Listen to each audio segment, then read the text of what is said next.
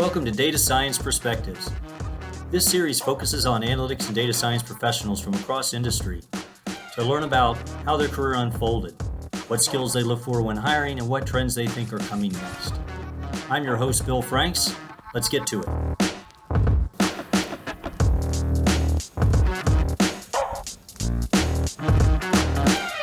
Welcome to this episode of Data Science Perspectives. I'm your host, Bill Franks. Today we're going to be speaking with Rachel Stuve of Anthem. She's currently the Senior Director of Data Science and Artificial Intelligence at Anthem here in Atlanta. She originally moved to Atlanta back in 2015 for a position with NICE Nexidia. And then she was Director of Data Program Management at healthcare startup Anthem Health just prior to joining Anthem 2 years ago. She spent a lot of years up in Detroit. Prior to coming to here, she began her career, in fact, in county government up in Detroit. Then she shifted to a private sector role with manufacturer Champion Enterprises. From there, she had several years with General Electric before finishing her time up north with Blue Cross Blue Shield of Michigan. Rachel has a bachelor's in management information systems from Oakland University and a master's in business leadership administration from Central Michigan University. And with that, let's welcome Rachel to the show. Welcome to the show, Rachel. Hi, Bill. Thanks for having me. So I always like to start by asking people, what initially brought you into the world of analytics and data science? Because it's obviously not the most common career out there, even as it's growing strongly today.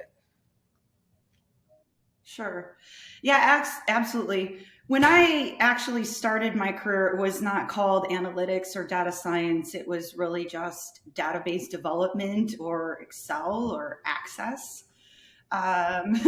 But what really attracted me to it were a couple things. A lot of it was during kind of that technology boom in the late 90s, where there was a lot of innovation, a lot of advancement in technology, and just a lot of room to really start being really creative with a lot of the new technologies. And so I really enjoyed being able to be creative as leveraging technology, but with just a really fast pace of change, which really just attracted my personality. And then on the analytics side, one of the things I actually found that was quite different than some other technical fields was the ability to really work with business people and leverage people's skills and really apply technology and bring technology to a larger audience.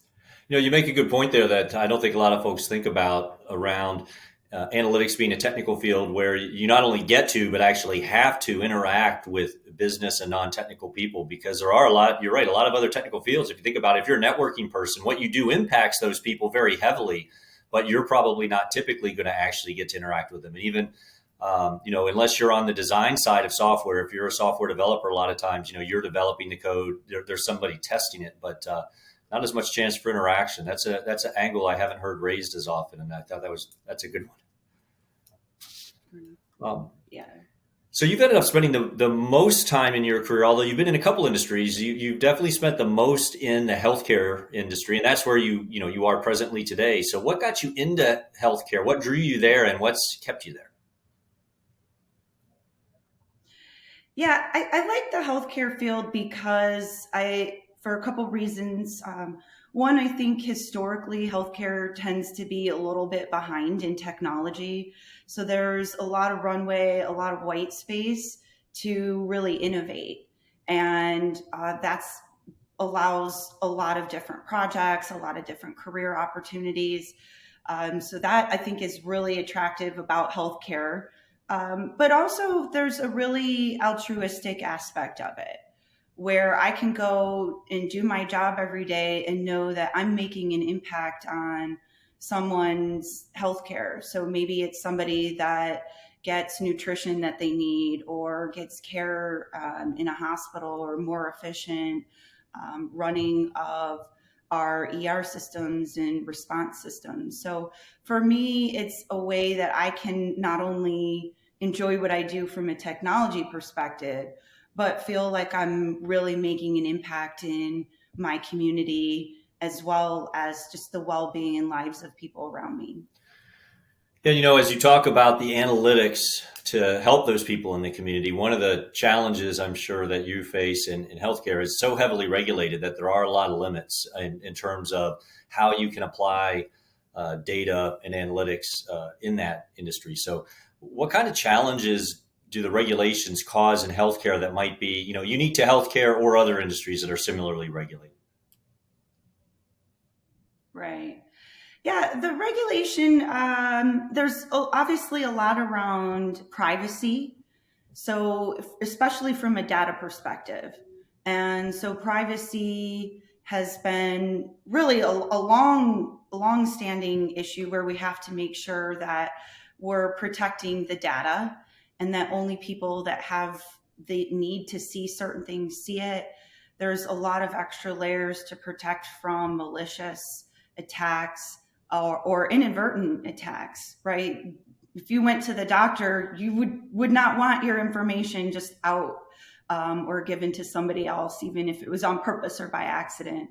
So there's a lot around privacy. A lot of also what is starting to become in the industry that I think is important, especially for people considering careers, is really explainability. And especially around analytics and data science is this concept of can we explain what our analytics are doing and our data science models? And do we have that kind of transparency where we understand the decisions? And this is it's not just healthcare, that's also very much in law enforcement, social justice, where we're starting to see a lot more attention into the field, and rightfully so. So just having more transparency with what we're doing. Yeah.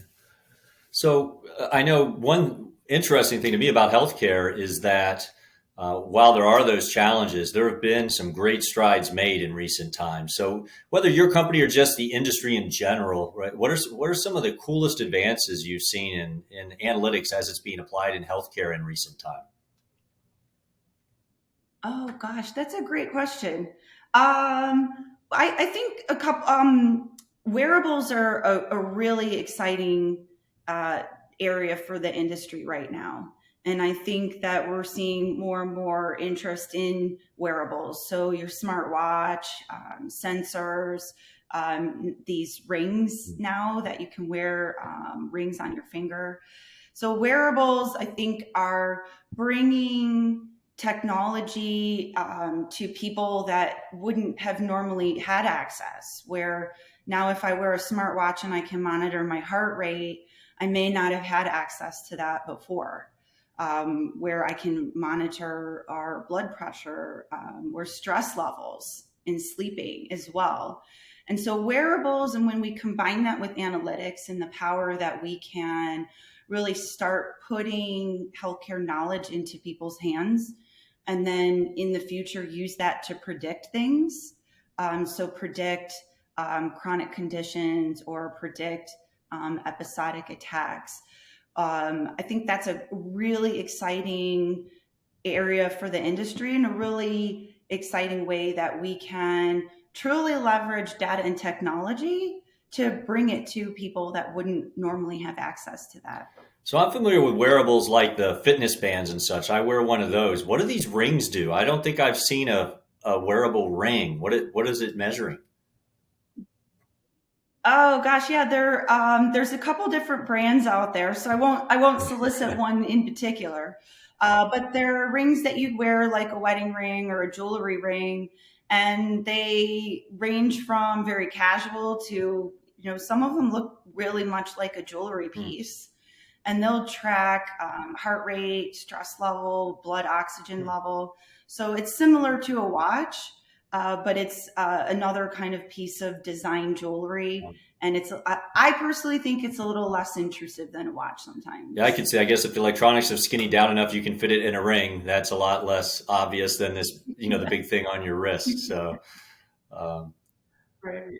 one thing in your background that definitely is not typical is that you, as one of your, side activities, you're an angel investor. So I guess there's really two questions I have there. Like, what does that mean in practice, and how did you get into that? Because it's something that you hear the term a lot, and I don't think many people would know exactly what that typically means, though. Yeah. Oh gosh, I'm so glad you asked about that because I absolutely love doing it. I'm a member of a group called Golden Seeds, and we're a national group of angel investors that focus on female led early stage startups. And an angel investor is individual investor that typically will kind of pool with other individual investors to make investments in organizations that are typically early stage. So they might be prior to needing, say, a big, huge funding round, maybe through a private equity or even IPO. So we're all individual people investing our own money. We decide what we want to invest and where, so we have that control. Um, and I got into it for a couple reasons. I actually really have a big interest in entrepreneurship, especially here in Atlanta, where we have one of the most amazing cities and states for business and technology innovation in the country. And I think a lot of people think New York, California, but when you actually look at the companies, the tech companies, and the investments here in Georgia, we're in the list of the country. We have some amazing startup incubators here, and there's a lot of technology that's here that's really kind of unrecognized and sometimes untapped. And for me, it's not only an interest area in entrepreneurship, but also furthering the metro Atlanta area and the state of Georgia in all of our technology and innovation. So I absolutely love it. I get to meet with a lot of entrepreneurs, a lot of investors, and really sit and understand the trends in the industry. And I think, too, really gaps of there's a problem in a community or a society, and entrepreneurs come in and they innovate to fill those gaps. And that's really exciting to be part of that. That was a good advertisement for Atlanta there. I like that. Well, I think we're Yeah. underrated sometimes when you sit and it's not an area that probably typically comes up when people think technology. But when you actually sit and look at all of the technology presence that we have here, we're kind of this unassuming area that we have a lot. There's no doubt it is interesting. There's so many startups. When I think about the people I know that are working for various startups in various stages, and many of them getting some pretty decent funding to help them along the way too. But you're right. We don't get the recognition. We're under the radar, which I suppose it has some benefits, but it also has some negatives. So hopefully we'll get ourselves out there a little more as a city and a region here over the coming years. Um, Yeah. so you're one of the people that seems to find more things to do than there could possibly be time. So the other thing I've noticed with you is how much you seem to get into volunteering as well, which I suppose you could say that, angel investing is a variation of that, but then volunteering is a whole other thing. So how do you find the time to do that volunteering? And then from your perspective, what is it that makes it worth forcing that into what has to be already a pretty tight schedule? Yeah. That's a great question. I'm not sure I've ever been asked that question directly. Um, with the volunteering, I think for me, how I fit it in is I look at areas that I have interests and where I feel that I can offer something that's unique to me. I think that's really important with volunteering is to sit and say, well, where can I give my special talents and my special time? And so that's where I really look for organizations that I feel I can make the most benefit. And I think being real about it has also been really helpful for me, where being real not only to myself, but the organization of what can I commit and what can I bring. Kind of that don't over promise because then it just doesn't really work out. And that for me has created really fulfilling relationships, really fulfilling volunteering without the stress of feeling like I've overcommitted or even breaking commitments. So I think that that has been really helpful to really sit and say, where can I focus? And then where can I be most effective? So if I could put a pragmatic interpretation of what you've kind of said, because this could be really good for folks who wish they had time to volunteer. I think what I heard you say is, as long as you let them know what you can do, they'll be fine with that. Because I'm sure there's very few volunteer organizations that have too many volunteers, right? It seems like everybody always needs some. So if someone said, I can give you 2 hours, every other weekend on average, as long as they know that, and if they have something that fits, they'd be thrilled to have you. People shouldn't feel like if they can't give 10 hours a week, then they shouldn't even make the call. Is that one way to interpret what you said? Yeah. Yeah, absolutely. I think that is what makes a really good volunteer experience on both sides, where the organization can plan around that. But then for me or for whoever that person, you're still being able to give your talents. So absolutely. Yeah, I'll give you one example from my past that when I think about it, technically I get paid, but it was trivial. I refereed soccer after I quit playing for a while. And then when I had my son, I told the referee coordinator, I said, look, I'm traveling a lot and I've got this baby at home. So I could do a game between like 1:30 and 3:30 when it's his afternoon nap time on Saturdays or Sunday. And that's pretty much it.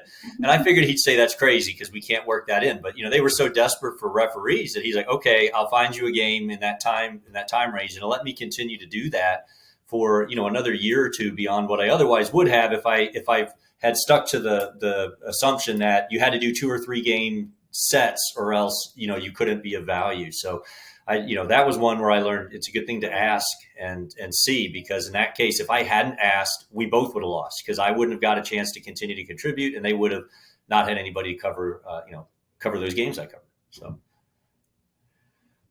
Oh yeah, that's it. Yeah, that's a great example. That's a great story. How yeah, fun. so as you look back, then you've done a variety of roles, variety of industries. What's a trait of yours that you think has really contributed to you being able to be successful over the years, and now end up at a fairly high level role at a very large and well respected company?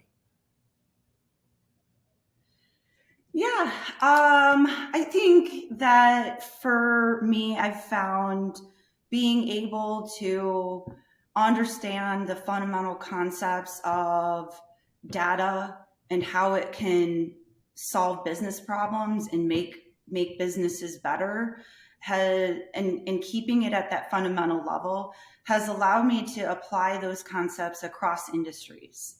So a lot of industries will have different nuances, but there's a lot of core problems that are still the same, or a lot of core usages for data. And so being able to understand that and break problems down into that base level has allowed me to apply that across a lot of different industries. And in conjunction with that, one of the things that I have found that has been most critical that I think sometimes gets overlooked is the ability to really storytell and relate to business people. Analytics sometimes can be really esoteric, and it can be hard to understand, or I always kind of laugh because there's a lot of pop culture knowledge about machine learning and analytics, and people see these movies with cyborgs and predictive crime and all of this, and it's not exactly like that in real life. So being able to sit and explain data and what it means and how it can apply and how it works in very simplistic business terms has what has allowed me to really be successful in the implementations.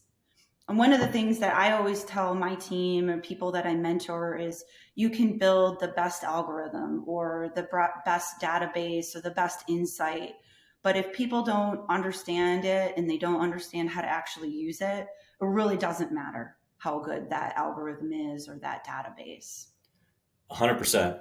I totally agree with you. And what's interesting to me, it's shocking how I think that either not just the general population, but even the general population of data scientists, particularly those who are really at the practitioner level, don't necessarily understand fully the importance of what you just said. But as you get to people that are in senior leadership roles, they almost universally will say something along the lines of what you said. So I think there's a little bit of a correlation there. So people who doubt or question what you just said, look up your management chains, and the higher you go, the more you're going to see that everything you just said is probably part of the traits that you associate with them. So if you want to get there, hop on it, right? Agreed. So obviously, working at university, we deal with both young folks out of high school getting their bachelor's, all the way up through mid-career people getting a master's or a PhD. As you think specifically about some of the students that are young and getting maybe their first job, whether with a bachelor's, master's, PhD, uh, what's a piece of advice you'd have to them as to what they ought to be thinking about as they're looking for their first job in data science and as they attempt to build a career? Yeah. I think that the thing to remember, kind of my advice, is that think about the different experiences or skills that people have had along the way and how that would apply. So, for example, I've had people that don't have a lot of experience in, say, technical analytics, but they've had a lot of experience in leading projects at school, or being organized, or bringing a team together, or in their job. If it's kind of a part-time job, of can you problem solve? Is there customer service? Do you have listening skills? Can you apply that cross functionally? So, do you have technical skills? Do you have people skills? Writing skills are really important, especially with the kind of remote environment that we're in now. Being able to communicate via email or text or chat or phone outside of that kind of in-person interaction is really critical. So I think my biggest advice really for people that are trying to enter the field is take a look at the whole gamut of your experience and look at the actual skills that could be applied to a job, and not just focus on a technical certification or a technical project, but really all of the different experiences that somebody's had that would be valuable to an employer. Some good advice, and that's kind of focusing on the present. We spent a lot of this discussion on your past. Let's just flip it before we wrap up here and look to the future. What are one or two of the trends that you think are going to be most impactful and most prevalent in the, let's say, 2 to 3 years out from now? Yeah. Definitely wearables. There's a lot with the startup community, a lot in healthcare, really looking at wearables and those kind of sensors and technology. So I think that's going to be a big trend. And I also see a big trend in analytics of really that kind of tell me the decision that I need to make. So we're kind of exiting the dashboard kind of era where it was all dashboard and visuals into I don't want to dig into my data. I just need to know the answer. So that's going to be a lot more in the predictive area, in natural language processing, and really kind of getting away from user self-service into just telling user what the different decisions are, what the impact would be if decision A was made versus decision B. Well, that'll be cool if we can get all the way there, where the analytics is basically just a automated recommendation system of sorts, where you don't have to do much except take the answer. Um, well, Yeah. I think that might be a little bit more than 2 Yeah. years out, but it's definitely, I see that as a trend We're shift. definitely heading that way. When you look at all the automation that's happening, and with the processing power, the flexibility of the cloud that's evolved here so rapidly, no doubt that it's almost unimaginable. I'm guessing to us today what we might have in 10 years, both from an analytics perspective, even just a general technology perspective. I think 10 years ago we had our very first version iPhones, more or less, that kind of barely did the email and had a few basic apps. And now look at where we are in 10 years, right? Oh, yeah. Oh my gosh, yeah. Now I'm thinking of all the technology as cell phones that have changed, even video Yeah. conferencing, right? 10 years ago was very different. So, yeah. Yeah, and I think also, it kind of comes, I think that's where COVID has been really interesting in the sense that I think it's really um, increased the pace of this type of prediction and personalization, where this fact that we are more spread out, but we still have that innate human need to feel special and connected and unique. And that's where analytics, I think, has really accelerated because of COVID in personalization and prediction. And I think that that's creates a really good opportunity where COVID has been a good thing for this industry. Um, That's a good spot to end on there. I appreciate your time very much today. I know you're busy, and I'm sure the audience got some great insights from you. So thank you so much for joining me today. Thanks, Bill. Thanks for having me.